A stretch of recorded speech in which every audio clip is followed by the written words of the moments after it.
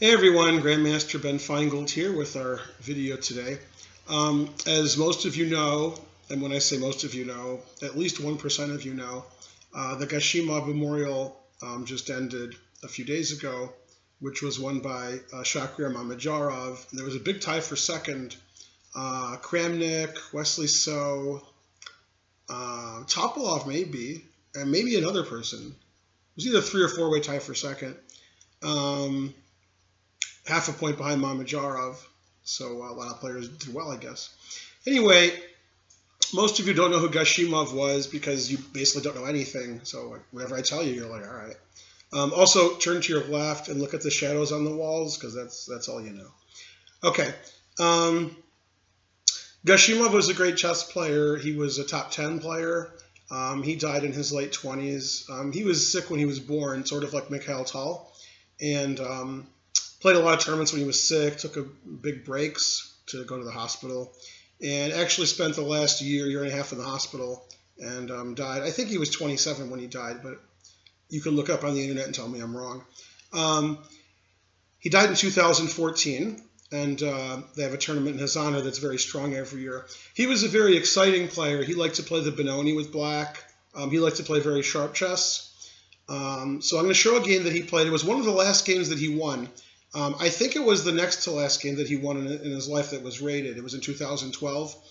I don't think he even played rated chess in 2013 or 14. If I remember correctly, and I could be wrong, I think when I went to China in 2011 for the World Team Championship, that he was there playing for Azerbaijan, but I could be wrong. But I think he was there playing. So anyway, hopefully if he was, that's the only time that I saw him. I sort of remember seeing him, but maybe it was all a dream.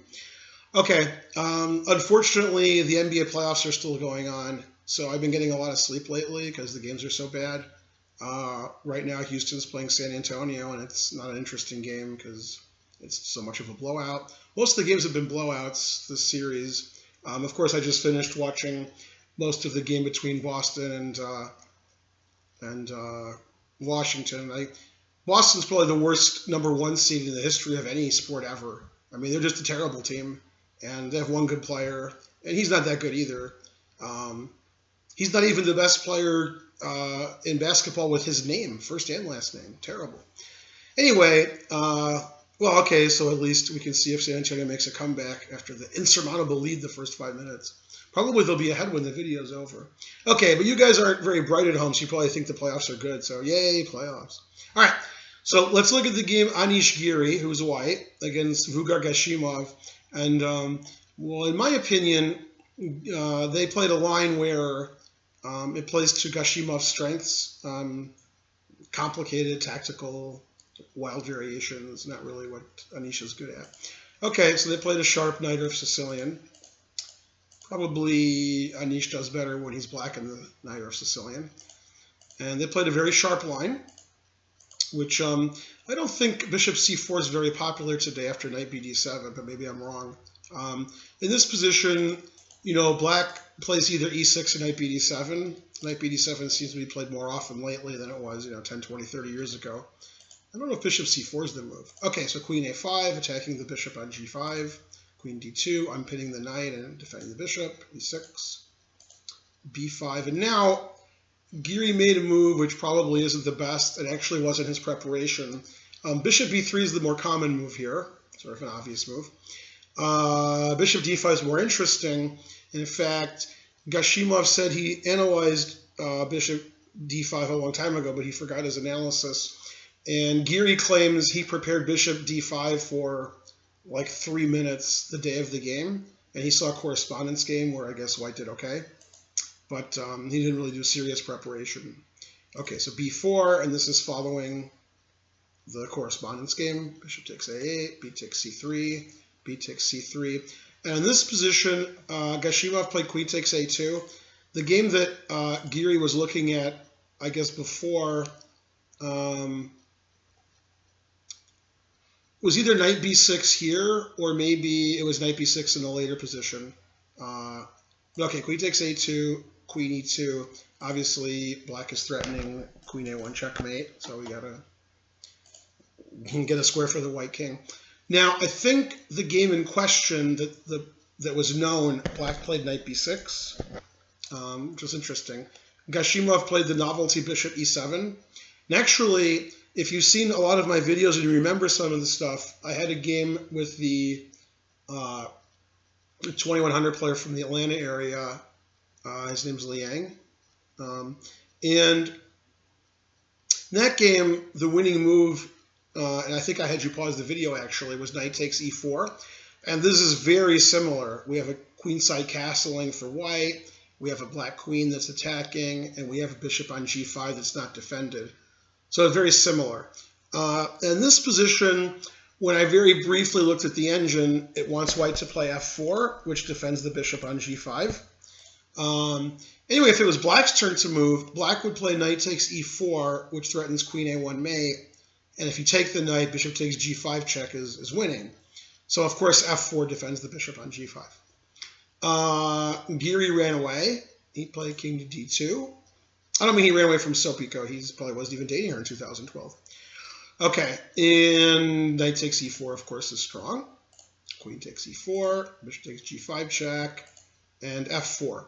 And in this position, of course, time is of the essence, so black wants to play aggressively. And he played the move d5 instead of retreating his bishop. Now, if white moves his queen, he can't allow bishop takes f4 check, because that would be crushing. But d5 is a good move because it keeps the bishop on a8 trapped in the corner. And if white just moves his queen, then I'm guessing with the exchange sacrifice and the doubled c pawns and the extra pawn for black and the white king being very silly and the bishop on a8, that black should be better. And I think the engine agrees. Okay, he played rook a1, which isn't a great move, but it's not as bad as a lot of the annotators said it was. Sort of funny that white attacks black's bishop on g5, and then black counterattacks and white counterattacks. Nobody ever moves their attacked pieces away. And 9 times out of 10, counterattacking is wrong. You should move the piece away that's being attacked. And here, black has a pretty obvious desperado, which I'm sure Giri saw, which was, to take the rook. And I think Giri wanted to play the ending because his king was on d2. And with the king on d2, it's probably good in the endgame. And white gets an active rook, and white's bishop on a8 isn't so bad in the endgame, I think. Okay, so they traded everything. And in this position, very surprisingly, material's equal, although everybody has a bad pawn structure. Now, in this position, it's very important for both sides to activate their rooks. And so black played the excellent move h6, because obviously if we open the h-file, our rook's really active, and we're threatening to take a pawn. And Giri correctly decided to keep the black rook at bay. And this is something a lot of my students don't understand. You need to have active pieces in chess. You can't have your pieces trapped the whole game. And if your opponent has a bad piece, then you keep it trapped.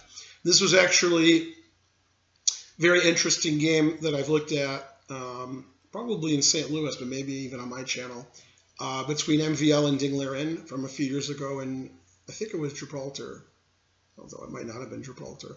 But anyway, it was an advanced Caro-Kann, where white was sacrificing a lot, MVL was sacrificing, and he was keeping all of black's pieces really passive.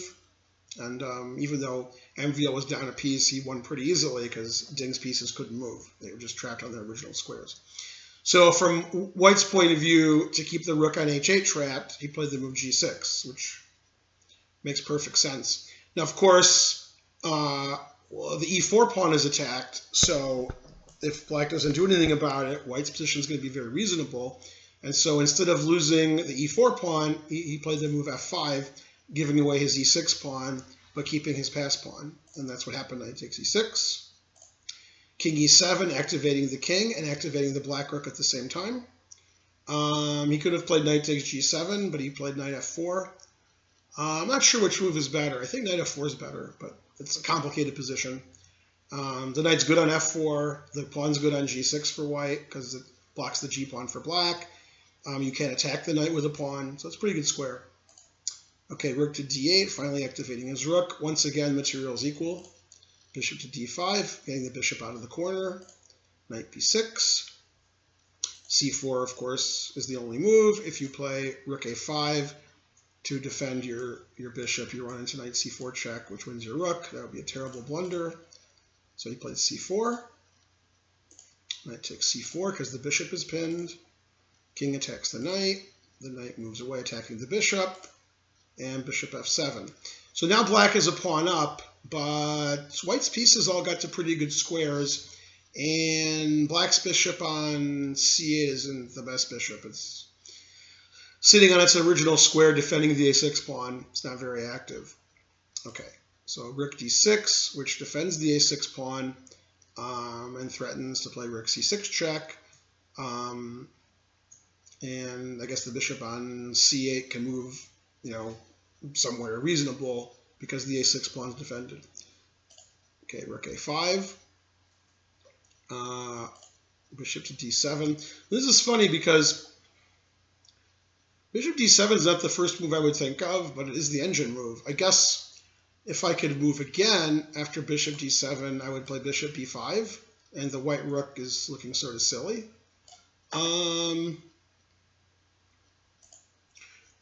But I mean, I would be tempted to play rook c6 check here and take the c2 pawn, but the engine doesn't like that. So, okay, so bishop d7, and now nobody criticized this move, the annotators of the games that I saw, but this is clearly a very bad move, and it's for sure he's going to lose after this move.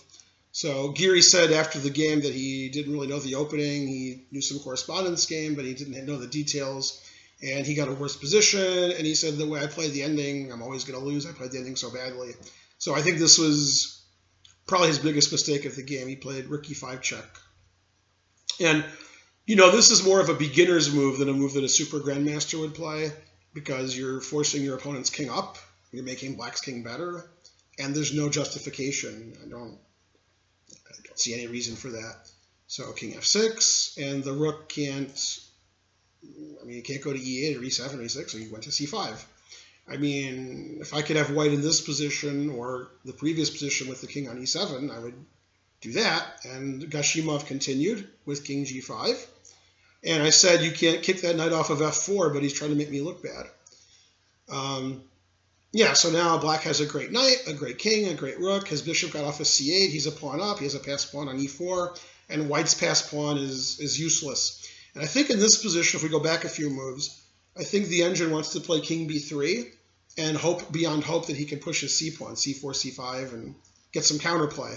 Obviously, if black's passed pawn on e4 is strong, we want to get a strong passed pawn of our own. So rook e5 check is just a very strange move for somebody so strong. Okay, g3 defends the knight. Knight f1 attacking the h-pawn. If the h-pawn moves, you lose the g-pawn. And also, knight f1 gets out of the way of the passed e-pawn. That's nice. h4 check, king g4. Pretty active king. Rook d5. He's losing all his kingside pawns, so Giri's going to try to win the g7 pawn and promote his g-pawn, but it's not much of a chance of that. And after this, Giri played the very tricky move, knight f6. So if you take the knight, I'll play g7. And if you don't take the knight, I'm threatening knight takes d7, and also knight check and knight takes g7 with a strong passed pawn. Okay, so Giri's pretty tricky. e3, Gashimov is also tricky. Now, of course, if you take the bishop, I play e2, and you can't stop the pawn from queening, and just in case, it's queening with check. So after e3, and this again, it's another example in the game of somebody attacked something and it was ignored and there was a counterattack. Okay, so bishop c4 was played, stopping the pawn from queening and attacking the knight on f1. Bishop b5, a dual purpose move, defending the knight on f1 and stopping knight takes d7. Game's almost over. Knight h5 check, knight takes g7. Finally, white got a passed pawn in the 6th rank, very dangerous, but unfortunately, black's queening. So Black queen's first, white doesn't get to queen, and so Giri resigned. It's one of the few games played, I would say, in the last 5 years where Giri just got crushed with white. Giri doesn't lose very often, and when he does lose, it's usually not a crush. I think MVL beat Giri a nice game when he was black. MVL was black. But I can't name a lot of games off the top of my head where Giri's losing with white or even losing at all. And Gashimov beats many of the world's top players, and I remember doing a lecture in St. Louis, and I think I showed a game he beat Magnus Carlsen. But he was a very respected player, and unlike a lot of the players, throughout the decades, he didn't play for a draw with black and play for one with white. He played like Gashimov, so he played very interesting, complicated chess. He beat almost all of the world's best players, and basically reintroduced the Benoni back at the super top level, but nobody's seemed to follow in his footsteps. They don't like to play black in the Benoni, but he had a lot of interesting games. And of course, Sicilian Najdorf is really in his wheelhouse because it's such an interesting opening. So, every year they have the Gashimov Memorial, which has many of the top 20 players in the world. And we all miss him in his style of play, and it's too bad that he really never had a chance because he was always sick. And somebody who's in the hospital a lot, like Mikhail Tal, to beat players of this magnitude, especially with the black pieces and playing such sharp chess, just shows what kind of fighter he was. Okay, so I'll see all you guys in a few days of the Super Nationals. You can find me milling around or at the chesskid.com desk or, somewhere, getting something to eat if I can wait in a 3-hour line. And, you guys could come to the tournament and bring your checks with you and donate. That would be a really good idea, so think ahead. Also, you can go to atlchessclub.com and see our website, atlchessclub.com/donate. The more you give, the more you learn. And follow me on Facebook and Twitter, and like and subscribe. See you guys later. Bye, everyone.